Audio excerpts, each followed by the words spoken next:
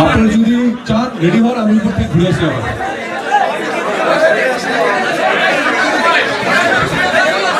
বিশ্ব ক্রিকেটের নাম্বার 1 আর দেশের চিত্র জগতের নাম্বার 1 সাকিব আল হাসান আর শাকিব খান মেতেছেন খোশ গল্পে।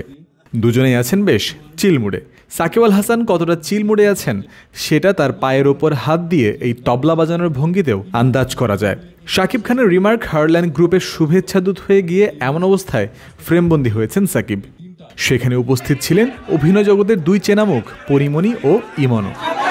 এতক্ষণ খোশ মেজাজে থাকা সাকিব ও শাকিবকে কিছুক্ষণ আগেও বেশ বেগ পেতে হচ্ছিল এত কাছে বসেও নিজেদের মধ্যে আলোচনা করতে। কারণ হলো দুই সুপারস্টারের আগমনে সেখানে জমেছিল ক্রীড়া ও বিনোদন সাংবাদিকদের ভিড়। তা এতটাই বেশি ছিল যে তাদের জায়গা দিতে হিমশিম খেতে হয়েছে আয়োজকদের।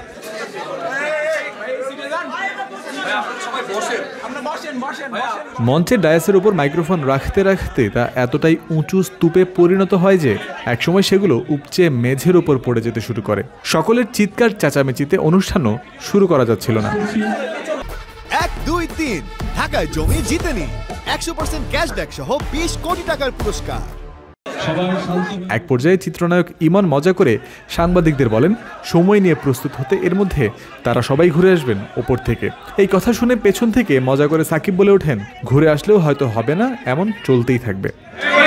আপনারা যদি চান রেডি হন, আমি উপর থেকে ঘুরে আসি আবার।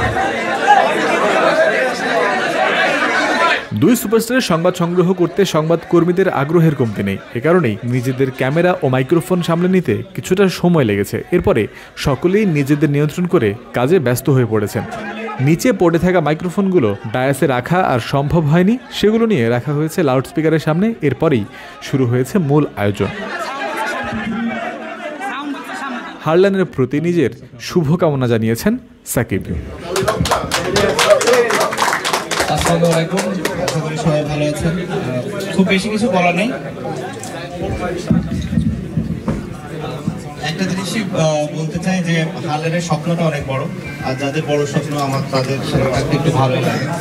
তো আশা করবো যেন হারল্যান্ড দেশের গণ্ডি পেরিয়ে বিদেশেও সঠিক একইভাবে সমাদরিত হয়। দেশে অলরেডি খুব ভালো রেসপন্স পাচ্ছে, আমি আশা করবো দিন দিন এটা আরো বাড়বে এবং দেশের গণ্ডি পেরিয়ে বিদেশেও সমাদরিত হবে। সবাই ভালো থাকবেন, ধন্যবাদ। জয়ন্ত বিন্দু, ক্রিক ফ্রেন্সি। সাকিব ভাই